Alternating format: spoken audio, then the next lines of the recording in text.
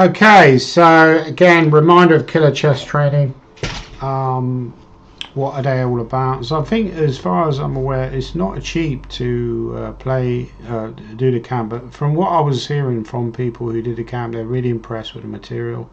So with killer chest training, you get homework as well. That's what often elevates it over ordinary chess coaches. A lot of people like me who are from random lessons, but this is more targeted training. So Jacob has spent a lot of time, perusing on ChessBase, spent a lot of hours, looking for positions that really target amateur players. I think this is what people like Dvoretsky were doing as well. People like Yusupov, and professional serious chess training. This is like high level training, right? And I think obviously the camp wouldn't be that cheap, but it's probably worth it if you've got the money. It's worth it. Maybe they do like a poor person's discount.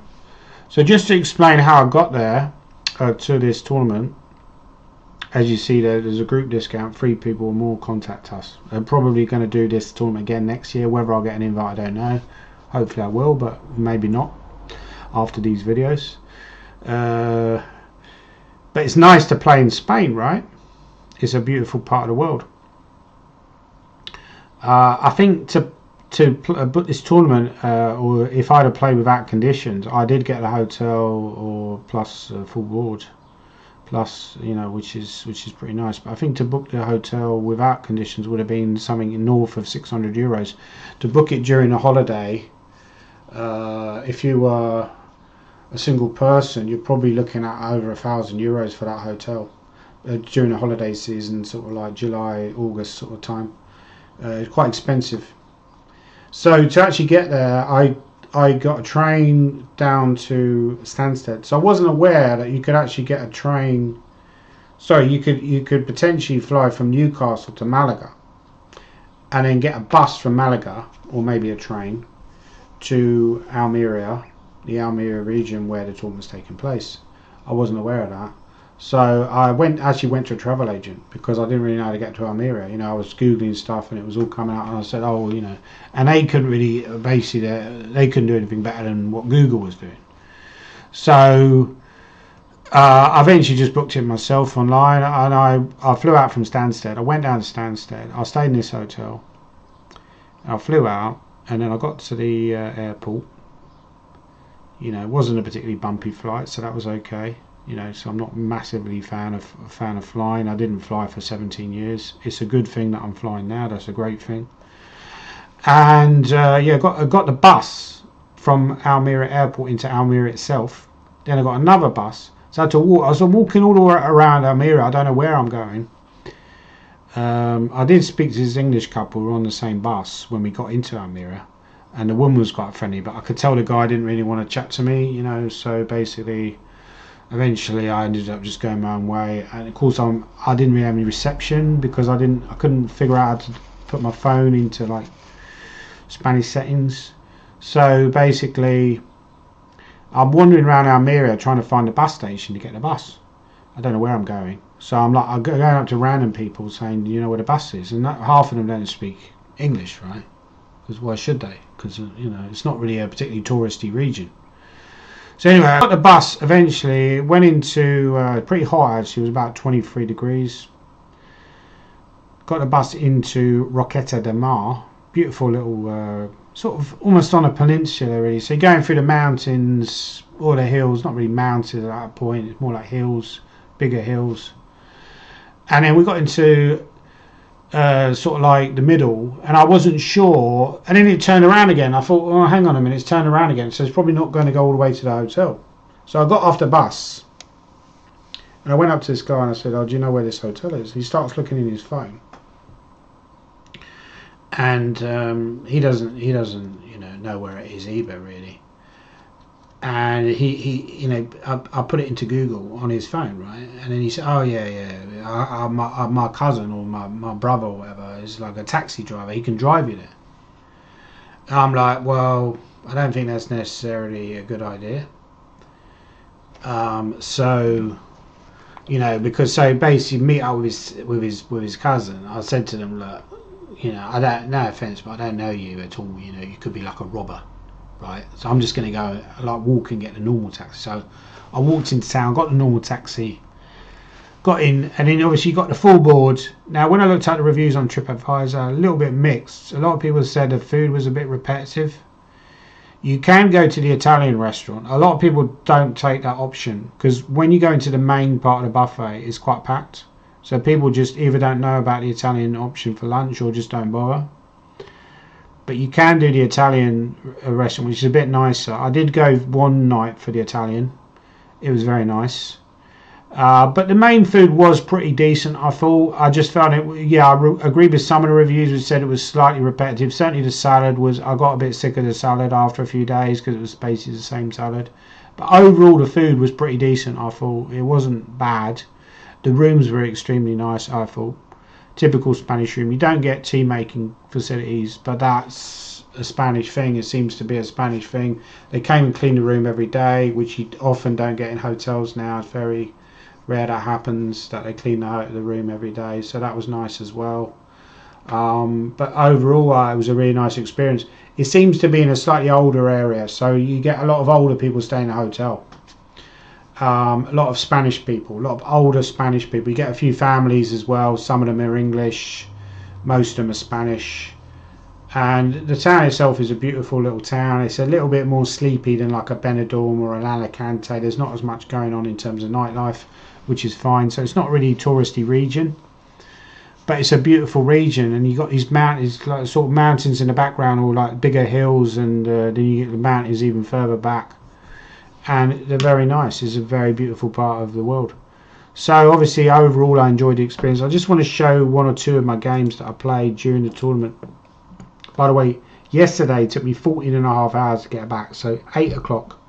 I just want to show one of the games from one of the early rounds. It might be round 4 actually. Yeah, this game. I drew a tough game in round 3.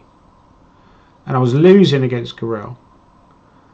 And in round 4, I played against Del Rio. This guy's a former Spanish champion.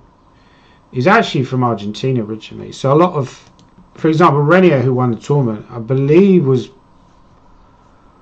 born in Chile but spent time in Cuba. I could be wrong about that. And then eventually moved to Spain, because a lot of Latinos people, Spanish speaking people, that end up in Spain, Spanish chess players, because there's more chess going on in Spain. Chess is probably, Spain is like the biggest, or one of the places where there's more chess going on than anywhere else. Like Faustino Oro, I know he moved from Argentina to Spain, but then I heard he moved back to Argentina, whether he's back in Spain now. But his parents were struggling to survive because they didn't have, they had to support their son and support themselves, and I think the dad was working, but the mum was struggling to get a job. So they decided to move back to Argentina. But in general, if you're living in South America or something like that, you're not getting as many tournaments there as would take place in sort of like continental Europe, and in particular Spain. So I'm playing this guy Salvador, who is quite a dynamic player, I would say, quite a good all-round player. And he won a Spanish championship a few years ago, maybe 2019 or 2017 or something like that. 2017, I'm not sure. But similar age to me. I think there were 2 players who were born the same year as me, 1976. Obviously, they looked like 30 years older than me. I'm like a baby face, right? But they all look much older, right? No, but they were also good players. That's the thing. You look at players like myself and people born in 76. It's easy to dismiss them. The older, weaker GMs, but in reality, we're good players. We just don't get the opportunities, and we don't play that much. So this position I felt was very sharp, but I just want to get to a critical moment. So this is all very complex, and at various moments he could also take on e5.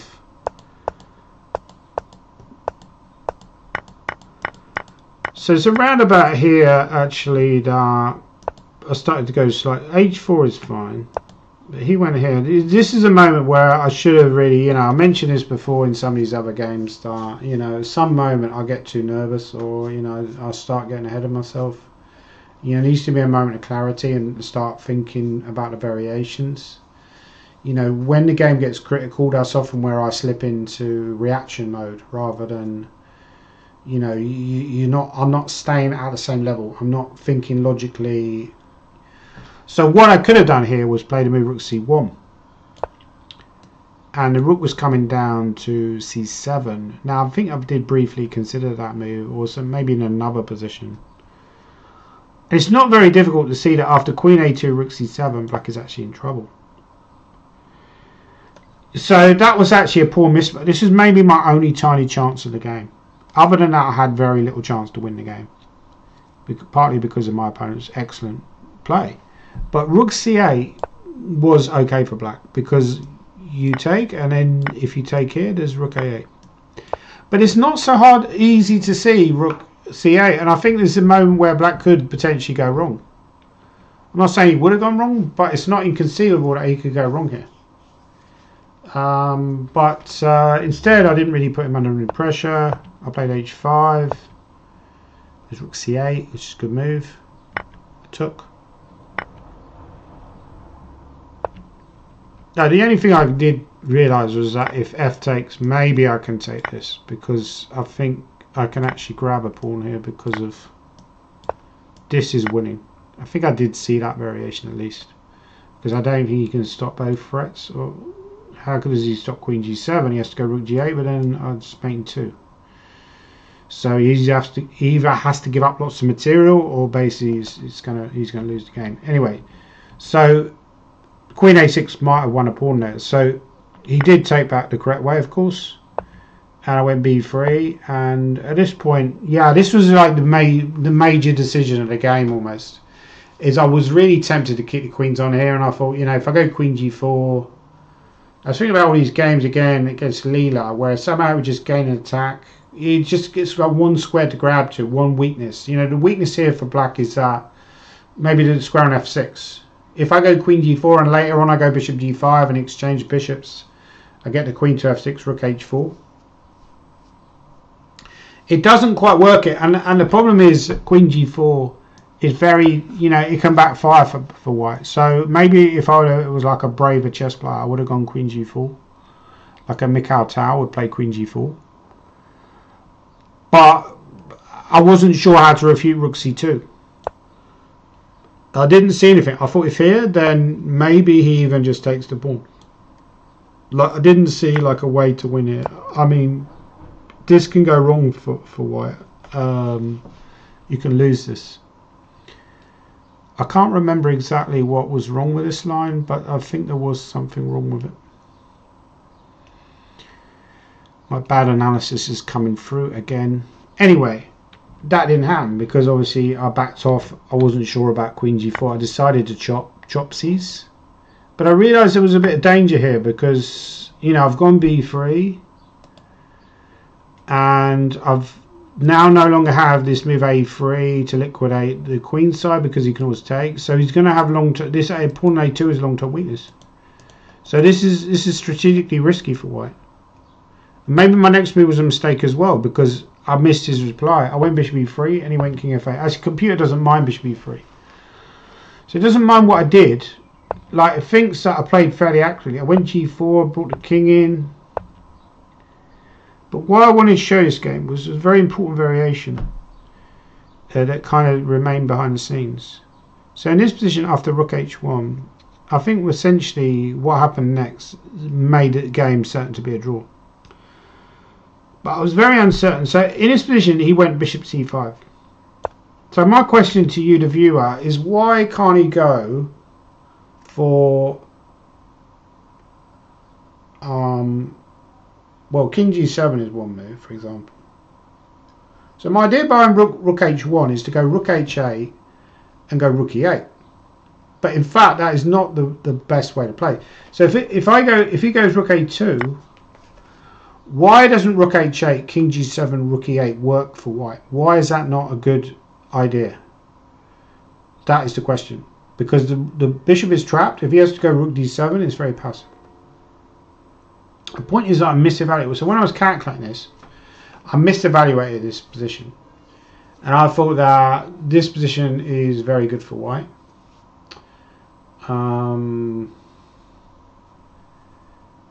You know, rook h1, rook h8, rook e8.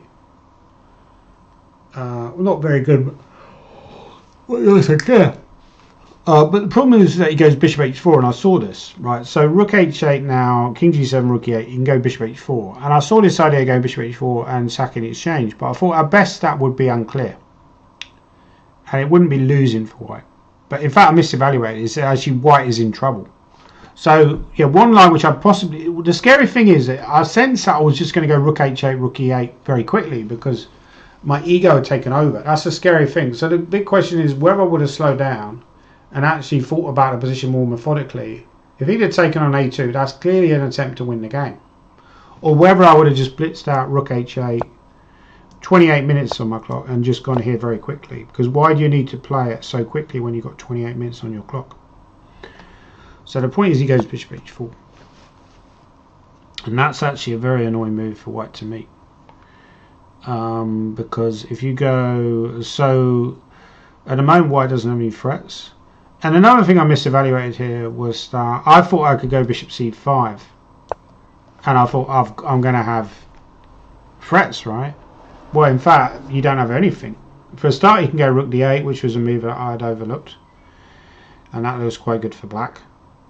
But also g5 is a problem. And when you go here, it just goes g6. So there's really nothing here for white at all. You know, you can go bishop e7, but when you go rook g8, it's just going to drop back to h7. So in this position, what you should do, so basically, so the other move I considered was g5. And this is what I wasn't sure about. I thought maybe he can sack, but you know, I'm not really in trouble. But in fact, you are actually in trouble after rook takes. And I was only really looking at bishop g5, forgetting about rook h2. And then rook f5, and white is in big trouble. The computer says that white is practically losing because bishop takes g5, bishop f4. So again, yeah, there's little moments like that. I probably got a little bit lucky at that point that he didn't go for that rook takes a2. So apparently after rook a2, the best defense is to play g5, which is another move that I'd seen, but I wasn't really convinced about it. But the point is that you go rook here, rook here. Is it starting to become a threat? Also rook h8 followed by rook h4 with a mating net. So I've got a big threat of rook h8, so it's pretty much limited. King e8. Apparently white is okay here. Actually, it's worth looking with the engineer because I wasn't sure what was the best line. It says that you can create counterplay with this. Something you probably see if you spend more time and you put up resistance and you find like a way to draw. Like for example, the best main line is where he gives up the a5 pawn, but he wins the b3 pawn. But then I'm active enough to hold. It seems to be what it's saying. So yeah, I mean, probably you hold after rook a2, but only if you find g5. If you don't find g5, you could collapse very quickly. So that was an interesting moment. So that was one game. The other game I wanted to show was game in round 8. Now in round 9, I took a draw because, but after I drew in round 7 against underrated junior 2100, and I was black. And that was a tough game, and he played pretty well, and he deservedly got a draw. But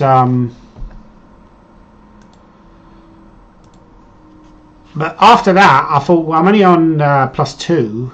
If I don't win, I'm probably likely to play this Arizmendi in the final round. I realise there's 5 prizes and it's all done on tiebreak. Now I had quite a decent tiebreak because I hadn't had a quick draw early on. Some people had quite a few under 30. If you drew in under 30 moves, your tiebreak would get damaged. I hadn't had a draw up to that point, up until the final round in under 30 moves. So my tiebreak was okay. However, I thought the tiebreak's only going to come into play if I got enough points. If I draw against Kostya, and then lose a final round against Arizmendi, or even draw, I might not win a prize. 5.5, even in a small tournament, might not be enough, even with a good tiebreak. Well, certainly if I'd drawn in round 8, I would have had to play out the game in round 9, and I wouldn't have had the option of a quick draw. I would have needed to go for it. So possibly I would have won a prize with draw, but it would have been marginal, and obviously you don't know that at the time. So e4, I went bishop b5. Kostya is a really nice guy. He's an American guy. He's a streamer. He's associated with a Chess Dojo website. I think there's also a guy called Jesse. He's an American GM. Trying to remember his surname. Jesse Owens? No. I should know this. Jesse Cry. I think there's somebody else, maybe one or two other people associated with Chess Dojo as well, right? Yeah, Jesse Cry, again, another lovely guy. Knight c6. So I saw that he played quite a few games with this line. So obviously this game was starting at 4:30 in the afternoon. I think when you play these Spanish tournaments, a lot of games start a bit later. And most of the time I'd be getting up about 7:30, 8, going for breakfast around about 9:30, going out for a walk. I'd come back about 11:30. So I'd do like 10k steps or close to it, maybe 7k, and maybe do another 3k in the evening, because you're eating that buffet, you're getting fatter and fatter. I'm having desserts for almost every meal, which is really bad for you. Diabetes central, right? The desserts are lovely. You're getting this rice pudding every day, right? So I'm trying to walk off all this fattening stuff. But then you get back to the room at 11:30, and the game still don't start till 4:30. So a lot of time to burn up, right? So I did prepare for this game, probably better than any other game in the tournament. But again, maybe only an hour and a half of prep, because I just get a fine preparation now. Quite tiring. It's quite boring. But I did have some knowledge of this line, because I've had games in this variation before. So one move you can go here is Queen E2 as well, but I decided to go Rook E1. So I went for this line where you sack the pawn. So Black has several options here. Like one variation is to take and go Bishop E4, and this is a move. But the main line is actually to take, and after Bishop G5, the main line is to go Bishop D5. That's the main variation. And there's one variation like this: knight here, e6, c4, bishop takes f3, queen f3, take on d4, bishop takes f6. Now you can't really take with a queen, because you go queen c6, and you're setting up queen c6. It's very awkward for black, so he has to take with a pawn. Take here. So this is the main line. This is what I was possibly expecting him to play, but he went bishop g6, which is also quite an ambitious move. So black has the bishop pair. White has development. Black has a bishop pair and extra pawn. White has very good development. So it's strategically risky for White as well, because the bishop pair, if he somehow manages to consolidate, get developed, you could look very bad here as White. So I went d5. Was still following. At this point, I'm still following preparation. Queen d7, knight bd2. You can't take here because knight c4 is very strong. E6 is losing simply to queen takes d5. You can't go here because of knight takes d6. And if he goes here, I think knight a5 was very strong. So he can't take the pawn. However, the best move for black, again, like what would you play here as black? So this is already a critical position. I think he actually played quite a bad move here. Or, I mean, it looks natural, but it's a little bit on the slow side. Not a bad move, but it gave me like a simple position to play, I think. And I think the computer says that, for example, one line he could just do his castles. Now that was a move that I was afraid of in the game, I must admit, because I thought, how do I open up the queen side? How do I create attacking chances given I'm a pawn down? If I take on f6, he'll quickly move the rook to g8 and develop some attack down the g file. So one move I was looking at during the game was b4, but after b4, for example, one line could go knight c4, knight sorry, knight d5, knight c4, e6, and actually give up the exchange, incredibly. And the computer says that the position is about equal. But hard to see for black. If you know, he's under pressure here because I've got a lot of development. It's very difficult to play this position for black. So it's very unsurprising, I should say, that he went wrong. So now I felt very comfortable because I thought knight c4 is a critical moment, and I was actually worried about him just giving up a rook here, but the computer doesn't agree with my assessment. I was worried about me like rook g8, but it says it's complete nonsense. Knight b6, queen g4, h3. This is the move that I maybe underestimate. h3, queen f4, knight a8, bishop a8, bishop h5. I saw this variation. I wasn't sure. You know, I started getting worried that maybe could do something like this. Missing, or maybe not taking the variation far enough, and rook e3 is winning. So obviously he could have gone for that, but he would have had to be very certain that he's got enough for the rook. And you'd have to be very certain that your opponent's not going to calculate and find this move rook e3. So obviously that would have been very risky for him to do.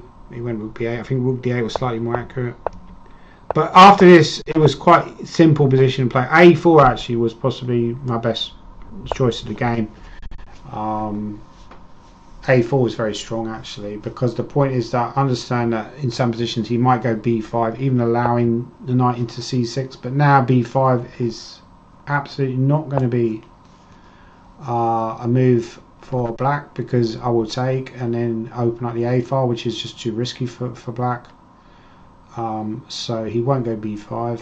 And the other option, the other problem that black has as well, is that one of my threats, which I managed to carry out in the game, was knight b6. And when he goes queen c7, then I go a5. And essentially snookered on the king side. We'll see anyway. So he went here. Because the problem is after queen c7, a5, he's just completely dead. Like, he can't move anything. You know, he can't move the rook because he'll lose the rook. I mean, if he goes to c8, I probably won't even bother to take it. You know, this knight is much stronger than a rook. But, you know, where does he ever move his queen? He has to go king e8, queen d8, and then what? So he can't move it. So, yeah, he said to me after the game, he was thinking about resigning after knight b6 because it was that bad. You know, I didn't blame him, because, you know, queen e8 also looks really, really disgusting for black. And now we're b4. So the reason I didn't go b4 earlier was because I thought if I go b4 and maybe he plays something like queen c7. I think the computer doesn't like b4 too early. Maybe by this point b4 is still good, but yeah, now I'll go b4, and now he can't really keep the position closed because I'm threatening stuff like bc followed by d6. So very hard for black to keep. So he decided he had to give up a pawn. If he takes on b4, then I open up the c file. Took on g6. I think there were other good moves like knight takes c4 was also strong, but I decided just to try and win a pawn. Look very simple. Rook e4. So now I've won back my pawn. I could also take on e6. The computer just, one thing I miscalculated here was that if I take and go rook d1. Also, I felt like his body language was very negative during the game, because I think he didn't have a very good tournament. I could tell he was feeling a bit down about the tournament.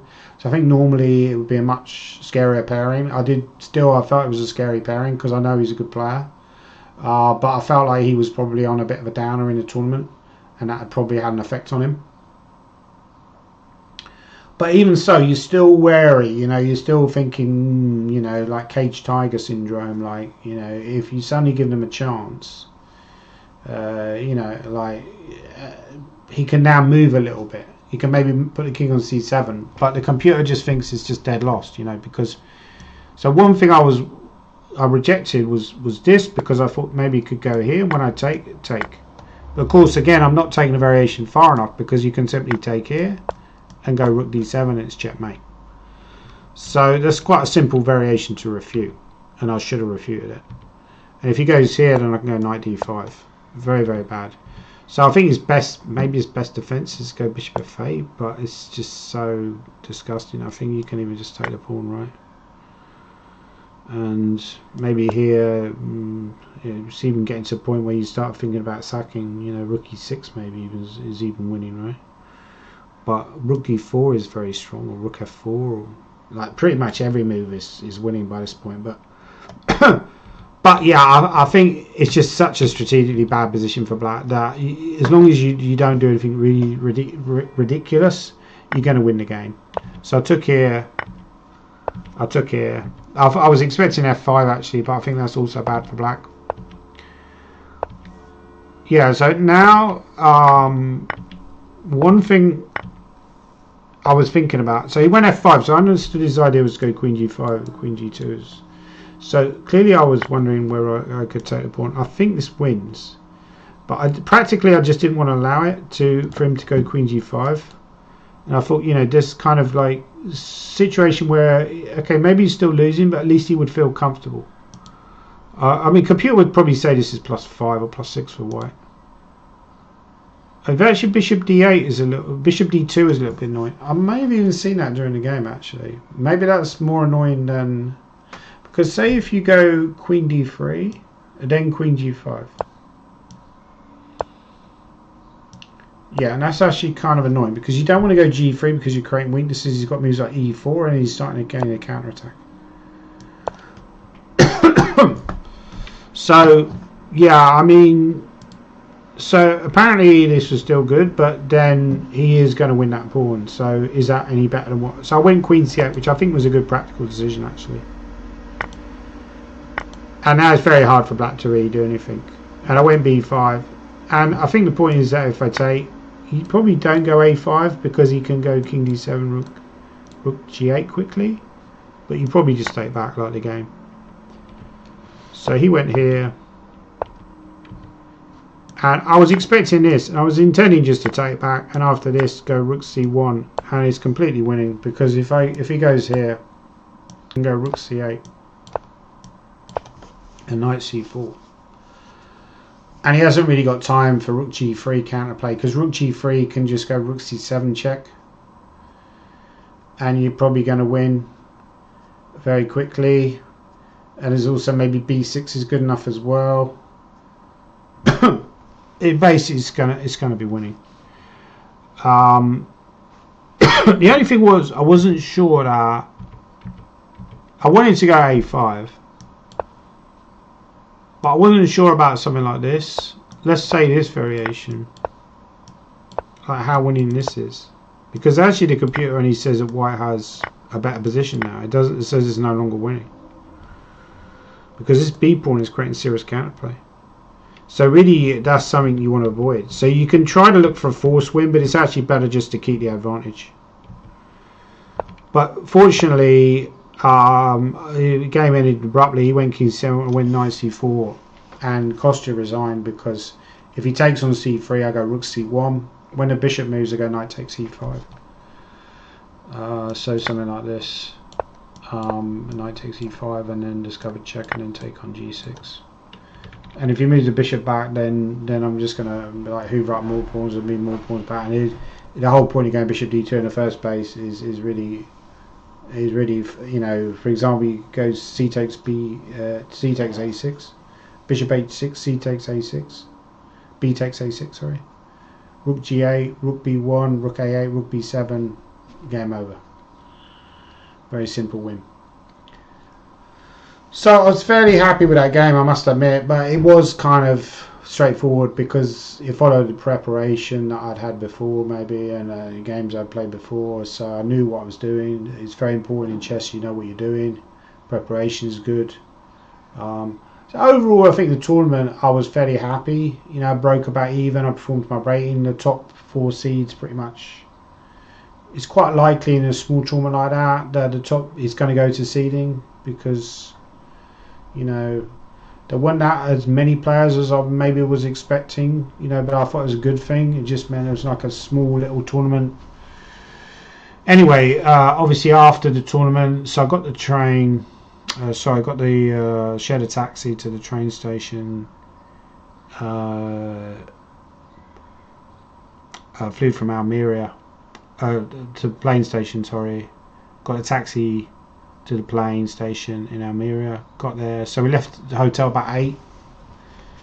Shared taxi with this guy called Tim. Shout out to him, he's a really nice guy. He was playing the tournament as well, Tim Wheeler. And got the flight, EasyJet. Was a bit bumpy at the start because of light turbulence. It's not heavy turbulence. You think it's heavy turbulence, it's not heavy turbulence at all. It's light turbulence. What aviation people would call light turbulence, basically. But I'm always like a little bit anxious at those moments, especially when it's just taken off, because you're not used to flying at that point. Well, it's just been flying for like an hour and a half, and then I'm not bothered so much by turbulence. But at the start, I'm like, well, always worried that it's going to get worse. You know, when you're over the mountains, it starts bumping around a bit.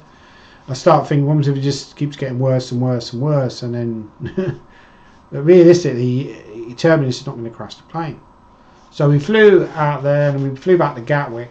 And I was thinking, when we landed at Gatwick, I thought, I really wish it had gone all the way to Alnwick, because Alnwick, it would have only taken about like half an hour, 35 minutes from maybe 45 minutes from where we were, right?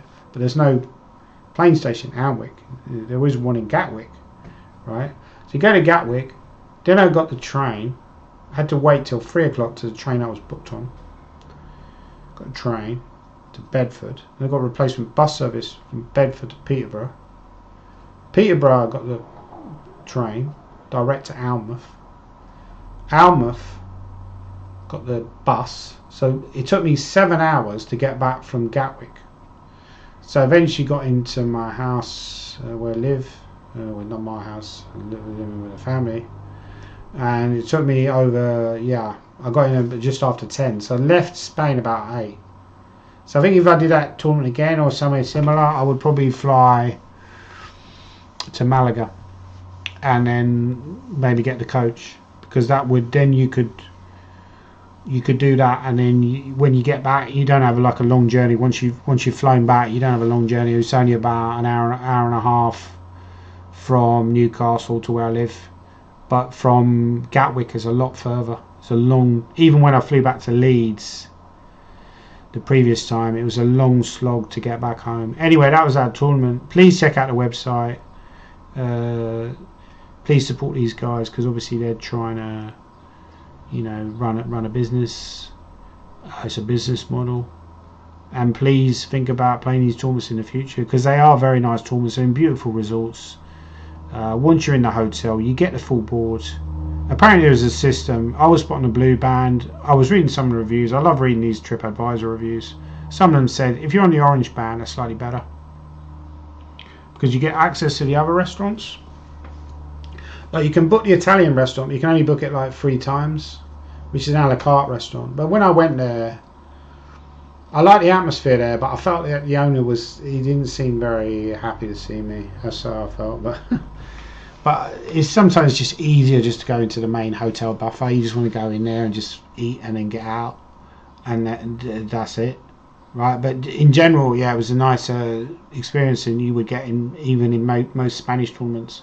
So anyway, that was my video. Please leave your comments down below. What do you think about playing these tournaments? Would you consider playing a Killer Chess training camp tournament in the future?